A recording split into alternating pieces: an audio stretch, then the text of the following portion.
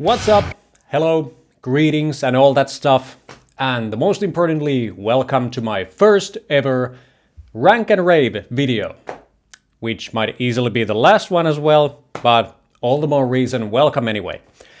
So without further ado, the band that first gets to be in the spotlight is my all-time favorite Finnish metal band, Children of Bodom, or Bodom, as we say here in Finland. So the pattern here will be the good old from worst to best, album by album. And let's just say that one side plot will take place later on, but I will get into that in more detail when it's time. And about the timing of this video in general, I think that is pretty apt because a book just came out of this band. So we are having our fingers on the pulse. But let's not waste any more anybody's time and let's get into it. We are starting from the very rock bottom, and I dare emphasize these words rock bottom because the very last album of COB, that is clearly the last one for me. And may we have the drums. Okay, let's admit, this is not a big surprise. It's 2015's I Worship Chaos. I'm probably not the only one on this planet who thinks like that. But before I go any further, I must state that I don't consider any of these Children of Bodom albums bad albums per se. So even the lowest ranking albums, the very bottom, rock bottom album, I Worship Chaos, is a good album on the absolute scale of metal albums. But somebody's got to be the last one, so pretty clearly it's got to be this one. Nothing really stands out. It's pretty uninteresting in this Children of Bodom album scale. And the thing with the opener, I Heard, which I think is easily the worst album opening song too by this band. The thing is that a lot depends on the opener song. So for me personally, if you fail to deliver with the opening song, you only have one chance to kind of draw the listener in and convince him that, okay, this is good stuff, hold on and bear with us and listen further. If you fail to do that, that's a bad thing. The rest of the album has a quite high mountain to climb if the opener is not that good, and this is not. And the overall sound and vibe is that it kind of sounds like it's kind of forced and lacks feel in a way. I know that Alexi laid down all the guitar tracks on this album, and not to disregard or diss Alexi's playing, no-brainer. He was a guitar god. I think that if you only have one guitar player, you automatically lack the depth that the other guy playing would give. So of course, if it were Roope or Daniel who would be playing on this one, it would be like a more diverse sound. But this Roope dismissal thing, that is such an unthankful topic to touch upon. So let's just forget about that right away and let's move on. So that was number 10, and on place number 9, we have the predecessor of I Worship Chaos, which is 2013's Halo of Blood. And for those of you who still are there, because I'm pretty sure that a lot of people already got pissed of this album's position, I can just say that if I would listen more of this album, month or two, and make this video later on, this album might probably climb up a few steps. But the thing is, within this 12 years of time span, I gave this album so many chances, 10 or so, and it was only the very last one, the very last listening through before I made this video, that I started to feel kind of interested. And I started to see that, okay, maybe this is why so many people actually think this album kicks ass. But if it's 10 times, that's gotta have its consequences, and now the consequence is that it is the penultimate album. Let's go through some songs, though.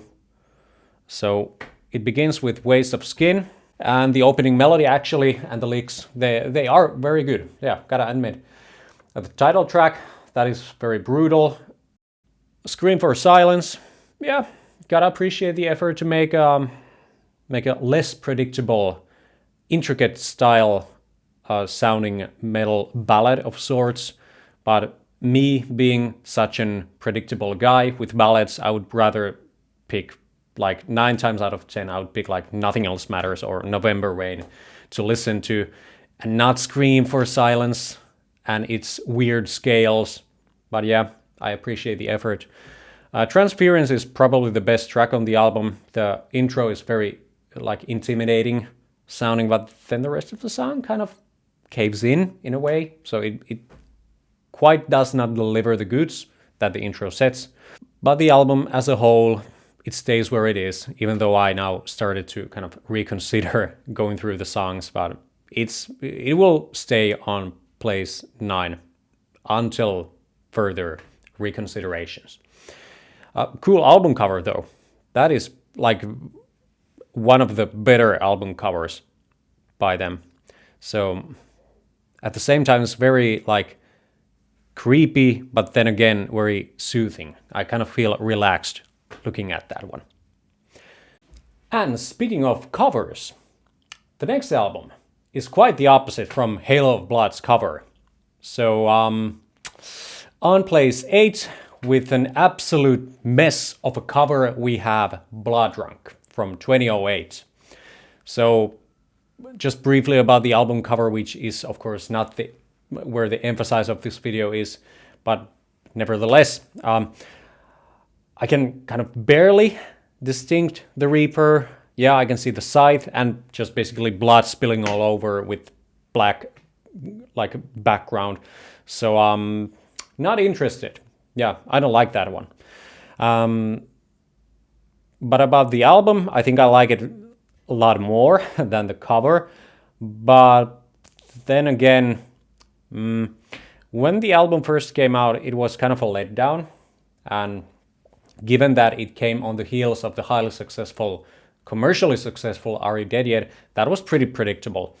And over the years, I think that it unfortunately does not have that many highlight moments.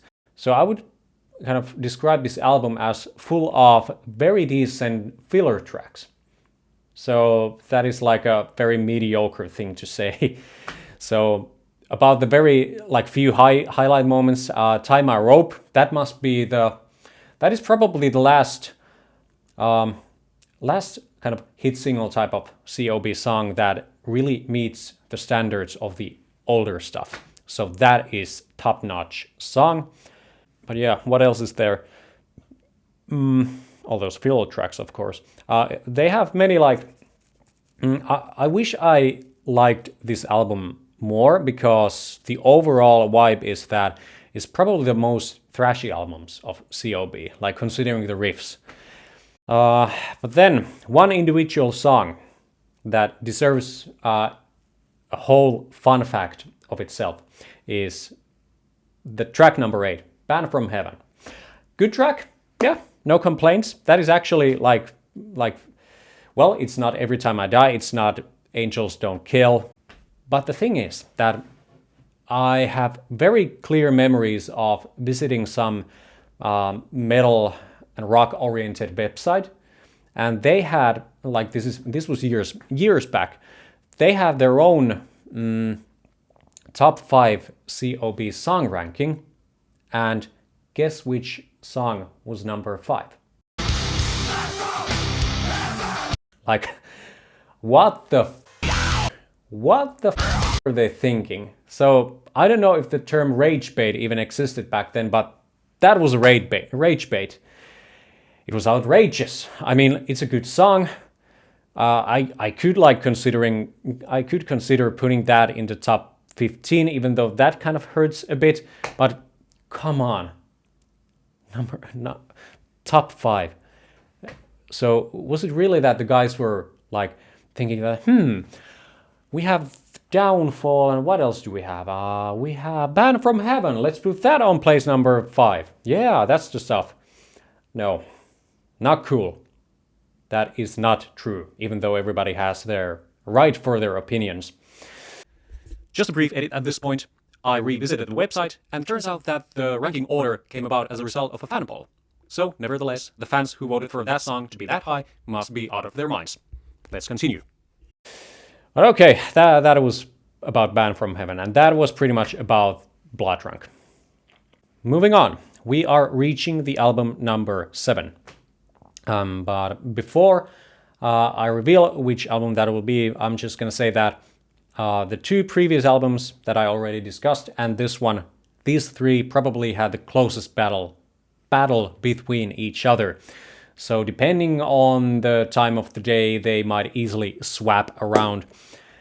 And I have spent embarrassingly a lot of time of my life thinking what the ultimate outcome and the standing positions of these albums might be. And now I just went with my gut feeling, and on place 7 we have 2019's Hexed. And this is an album that I was pretty stoked about when it first came out, but over time I have grown like more rational towards that one. It's the only one that features Daniel Freiberg, and I was pretty surprised that when I last listened to this album, Alexi didn't sound that worn out as I remembered. So that is of course a good thing about this album. It's very diverse, but still feels very like consistent. And that is of course what albums should like aim for in general. Platitudes and Barren Words that is probably the best COB song of the 2010s. Under Grass and Clover was the first single, and I remember first listening to that and watching the music video, and I was like, this sounds happy, like too happy in a way. So I don't know, it probably isn't on a major scale, but definitely from the like happier end of all the 4 minor scales. But it works, and it has good riffs like all over the song. And basically,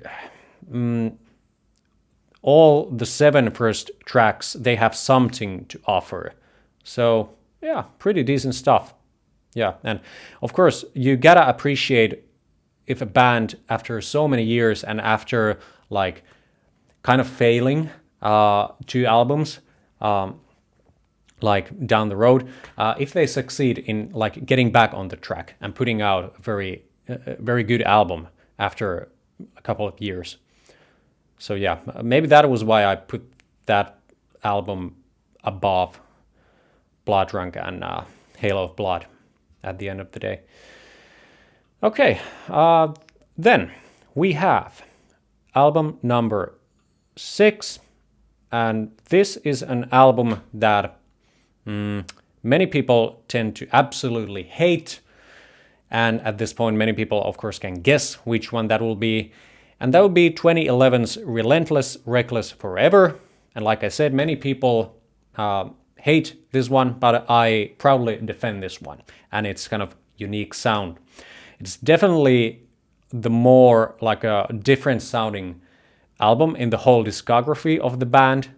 They had American producer Matt Hyde, like kind of laying down his footprint and own unique style. I think Matt Hyde also produced Slayer, one album at least. But yeah, more like an American metal sounding album. And this is probably what the band was like on purpose aiming for, and what I think they needed at that point. Some kind of diversification and some like a sudden turn to a bit of a new direction. But okay, going back to this album cover thing, if Blood Drunk was a mess, this is just horrific. This is their worst album cover ever, in my opinion. Now that I like rechecked it, gotta say that don't get a grasp on that one. So what on earth? What is the Reaper doing? It seems like the Reaper has become some kind of a house dad, and he's doing this mandatory autumn raking of leaves and other household chores, like hanging dead bodies on the trees. Are they dead bodies in the first place even? I guess they are, but that's the point. I can't make clear unless I have like glasses or something, which I don't need. But yeah, I don't like the color of this album. I don't like the details. I don't like anything. But luckily, I like the album a bit better. The opener is a kick-ass, Not My Funeral, fun one to play and has great solos in it. Shovel Knockout is probably their most frequently played song live on this one. Just a hunch. Then, like, I could consider Ugly probably the only skip song on this one. So all the songs, they have great riffs and like a unique touch in them. So, like, you can definitely recognize it's a COB album and COB songs, but in some weird way they sound different, and that what makes this album interesting. But yeah, one song that deserves a bit more spotlight is a good one. Was It Worth It? So that was the kind of a hit single of this album, and it would be a lot better, a lot more kind of hit potential in it if the chorus would not be that overproduced as it is.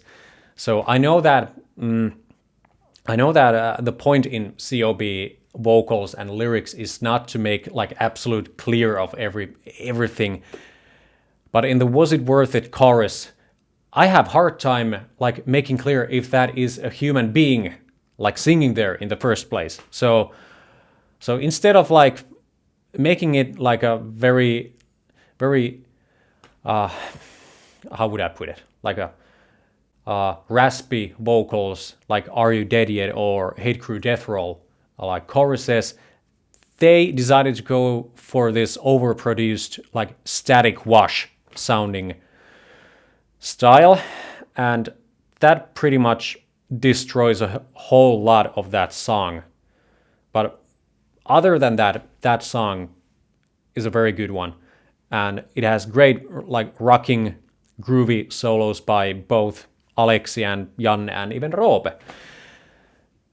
Yeah, but I think that was enough of Relentless Reckless Forever. Moving on onto the album number 5, which takes us to the better half of this ranking and the absolute classic era of Children of Bodom and their albums.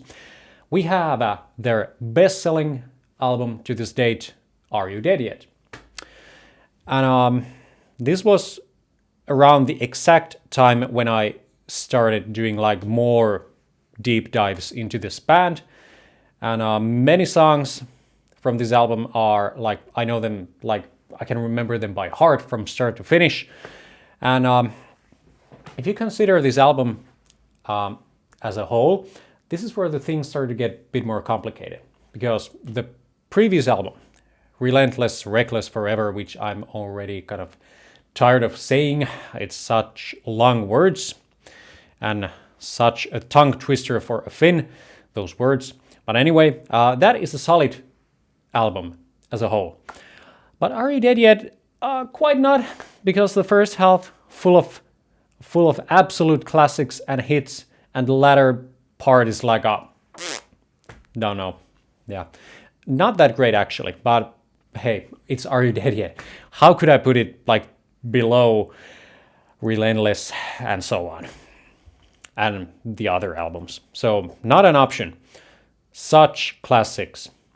And this brings us to this side plot thing that I mentioned in the very beginning. So whenever we enter and face an album that contains even one song that I would consider and place it in my top 5 COB songs, I will let you know. And now we are facing the first one. And I really don't know if this makes any sense, but the order is like very random here because I'm gonna let you now know what is my third favorite Children of Bodom song because it's on this album. So, top 5 songs, and on place number 3 we have In Your Face. So, what can I say? The intro riff is such legendary, and I just have so many good memories of this song, and I never get tired of that. And by now we already know that Band from Heaven is not gonna be on my top 5 list. So that train went by already, luckily. Then,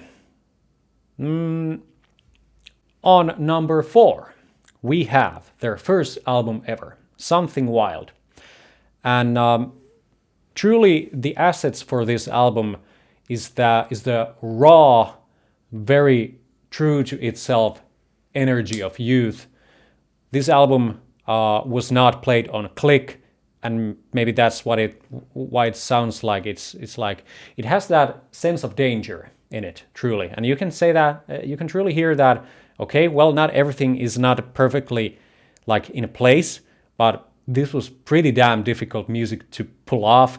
And considering that it was like 16 or 17-year-old teenagers writing this stuff and recording that as their first album, that's pretty amazing.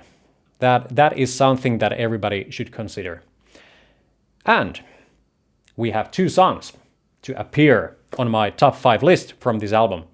And they are, first I'm gonna let you know number 5 track.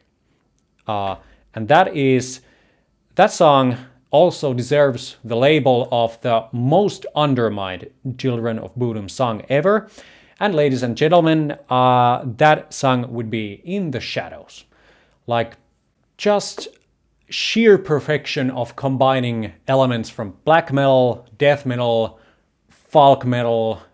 Like, combine those 3 at least, maybe there is something more in it, and then create that great emotional, like an atmospheric build up to the ending melodies and harmonies. That is flawless. And moreover, that song, ladies and gentlemen, that contains pretty much the absolutely most beautiful, like a pack of words in its lyrics. And luckily I have them right here. And now I will read them to you. So it goes like this. Yourself and die. Yeah, that is some profound lyric writing there. But yeah, In the Shadows, most undermined song. So if you have missed the supremacy of that song, go listen to that. But that's not all, because in addition to In the Shadows, there is actually another song, which is in fact better than In the Shadows on this album. And that is the song that I first heard from this band. That's got to be Lake Bodom on place number 2. And the intro, riffs and licks and melodies pretty much speak for themselves. So I can just say that, I can just ask that, who on earth writes this kind of stuff? And knowing that the answer is a 16 or 17-year-old boy from Espoo, Finland, with pimples on his face, probably at the time of writing, it's just, it's marvelous. Like, truly trend-setting stuff. And Alexi was on his way to stardom already at that point. And even though it is widely known that Alexi didn't quite like this album himself, he was very self-critical. I love how like unpolished and immature he sounds vocal-wise on this album. It adds its own way on the sense of danger stuff. So yeah, this is very true album. And after the final 3 we go. Not a big surprise, we are left with this classical 3 albums from the turn of the millennium. And first one of them, on place number 3 is Follow the Reaper. No question of that. The blue one it is. And this album is a bit of a paradox for me because on one hand, it has my all-time favorite song by Children of Bodom, and that is Kissing the Shadows. That might be a hot take for somebody, but for all the ones who disagree with me, I'm just gonna say that go listen to those solos. End of conversation, period. Well, of course, there is a lot more, the melodies and great verse and stuff like that.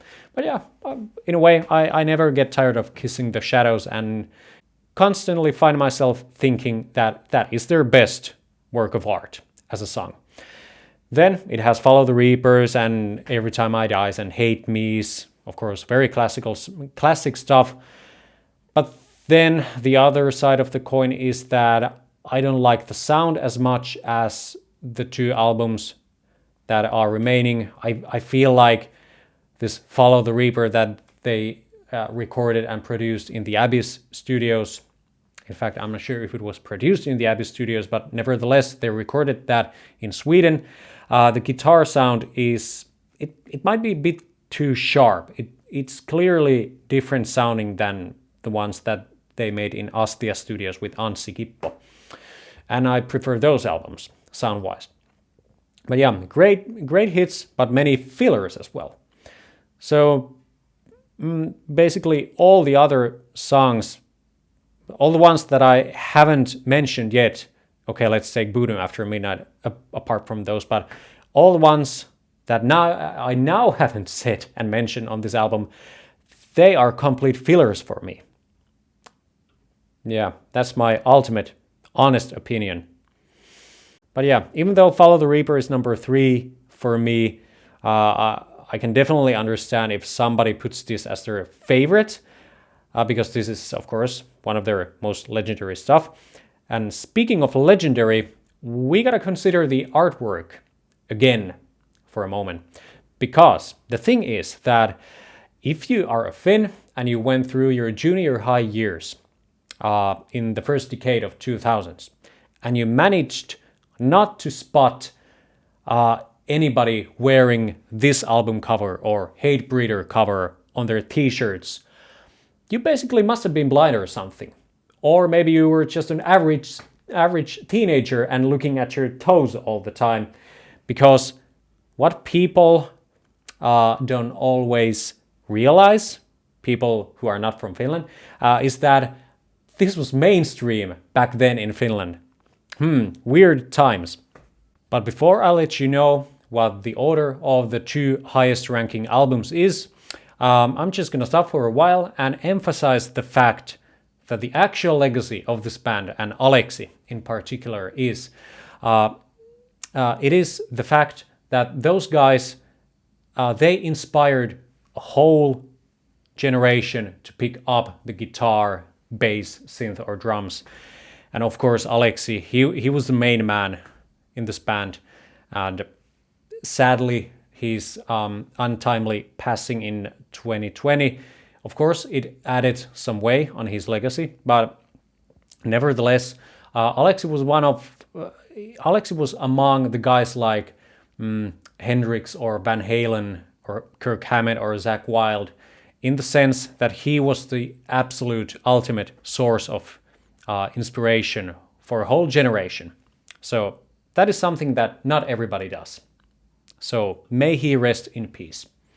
But then we are left with the 2 remaining albums, the true classics, and of course the tables might turn for these 2 depending on what type of direction I would like to go to at that moment.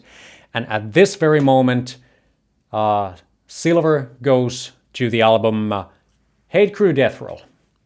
So yeah, arguably this is the one that kind of put them on the map, and they established themselves and their own unique, raw, extreme sound. This is definitely their best sounding album in a way. They sound truest to themselves. And yeah, I can easily understand why people call this, like, objectively speaking, their best, but it's just not my favorite. So usually it goes like that Hate Crew Death Roll is just slightly, tiny bit below Hatebreeder, which is my absolute favorite Children of Bodom album, the green one. But yeah, paradoxically, I have probably the least to say of these two albums because the songs speak for themselves, and I think I have spoken quite enough already. But let's just go through some songs. About Hate Crew Death Roll, by the way, that song in particular, that is my all-time like fourth favorite song by COB. So if you have that much like hate and rage and like fury in yourself, and you're just pissed off of basically everything, and you put that in your lyrics and you managed to kind of carry that out in the music itself and combine those elements, that is some perfect songwriting. So no wonder that this song became kind of an anthem at their live shows. So Hate Crew Death Roll, the title song, is definitely one of the highlights. And Hate Crew Death Roll doesn't have a weak song, and neither does Hatebreeder, more so. So if the production and the overall like atmosphere and sound is better on Hate Crew Death Roll, maybe the songs themselves and like the diversity and combination of different subgenres and elements in the songs, that is better on Hatebreeder, and that's why I prefer that album a bit more than Hate Crew Death Roll. So like on Hate Crew Death Roll, neither does Hatebreeder have a bad song in it.